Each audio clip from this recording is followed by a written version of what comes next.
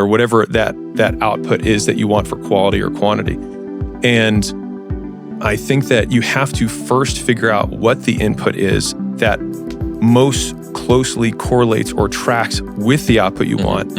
And then you jam as much as you possibly can into input. Basically, there is an area of the brain that tracks when you do something that you don't want to do, and you strengthen the connections in it by doing things that you don't want to do, especially when you really don't want to do them. So you're hypertrophying. It's this exact sort of intuition that you've got that some people would call it resilience or willpower or whatever. There have been so many times in my life where I knew I needed to do something, and then I filled all this extra time not doing that thing. And then the moment I did it, I was like, wow, that took way less time than I thought it was going to take. And not only that, it took way less time than it took me to delay to actually get to this point. And if I had only started with just doing what I was supposed to do, I could have done 4 or 5 other things that I was also supposed to do by this exact same point.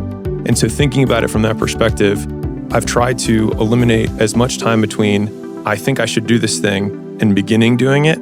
And I think you get this positive reinforcement cycle that occurs every time you start. I call it pulling the thread. It's like, I just need to start pulling the thread. And then all of a sudden what feels really unknown becomes very tangible. And you're like, oh, I understand the 6 problems I have to solve to do this big thing. But now I know the problems. And then it feels like you can wrap your arms around it. And then you can start taking it one bite at a time. I used to define power by the distance between thoughts and reality.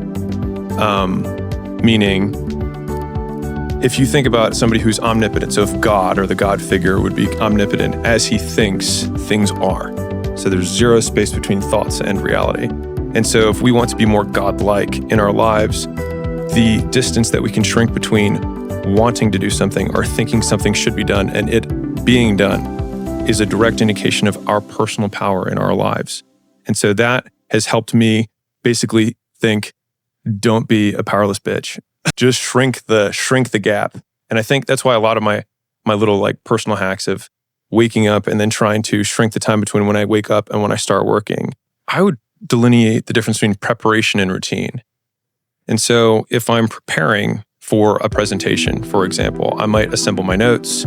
I might read some stuff about the audience ahead of time. I might read about whoever's, doing the event and learn more about that. I see that as preparation for the thing, which I still see as work. We spoke about this yesterday, the difference between focusing on inputs and focusing on outcomes. Right. Yeah. If you optimize for outcomes, the inputs are always optimized. But if you optimize for inputs, you go, what did I actually get done at the end of the day? So the person that does do the productivity rain dance and it takes ages, and everyone's done this. Everyone's got a blank piece of paper in front of them and they end up washing dishes that they never use. Or the weirdest tasks become alluring because of that.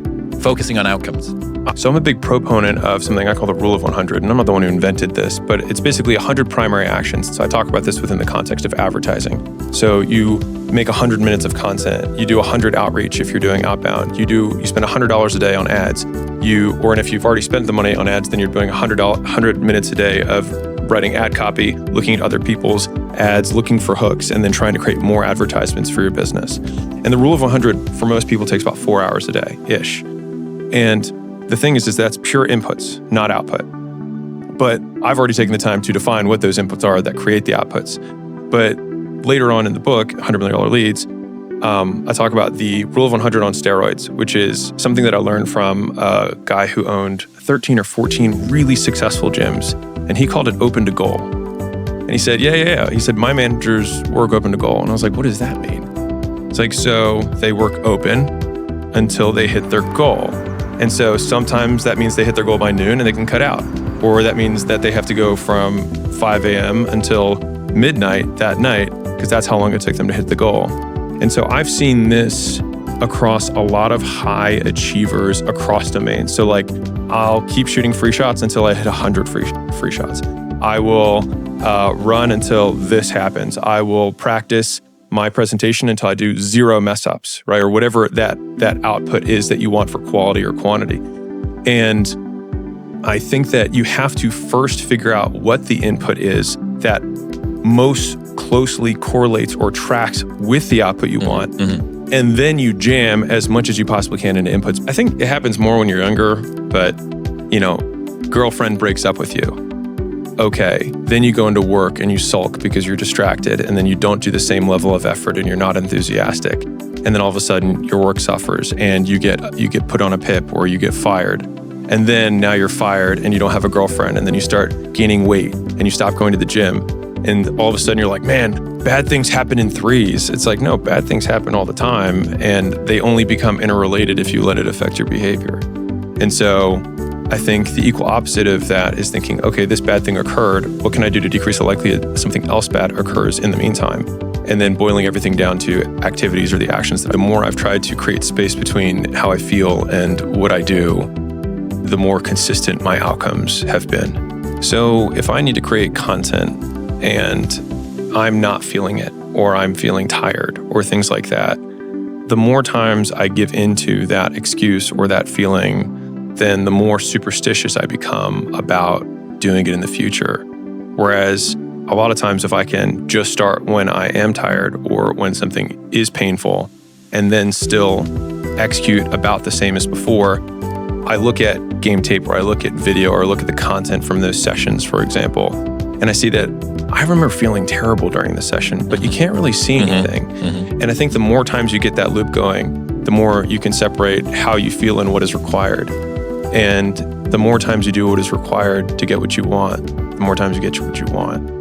I spoke to Huberman last year. I think it's called the anterior mid-singular cortex. It's an area of the brain. Basically, there is an area of the brain that tracks when you do something that you don't want to do, and you strengthen the connections in it by doing things that you don't want to do, especially when you really don't want to do them. So you're hypertrophying. It's this exact sort of intuition that you've got that some people would call it resilience or willpower or whatever, but this is neurologically represented in the brain. These connections get stronger.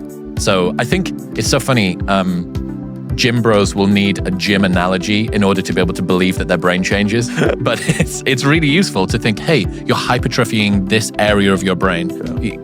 Then in order to be more confident, we want to have more proof that what we think will happen will happen. And so the easiest way to do that is to do it a lot of times. And so it would be reasonable to say that you're confident that it will go the way you want because it has gone the way you've wanted so many times in a row before. Enough times that you feel like it is unlikely that what you think should happen. I'm confident when I go up to girls. Well, you start going up to girls and you start tanking, and then 1 out of 10 times it goes well, and then you do it another 10 times and 2 out of 10 times goes well, and then 4 out of 10 times, and then 8 out of 10 times, and all of a sudden you're confident because you have a high degree of predictive power when you say it will go this way. That's such a good reframing of confidence. And the best part is you get to use the same word. And you can boil it down to inputs. You just have to do more.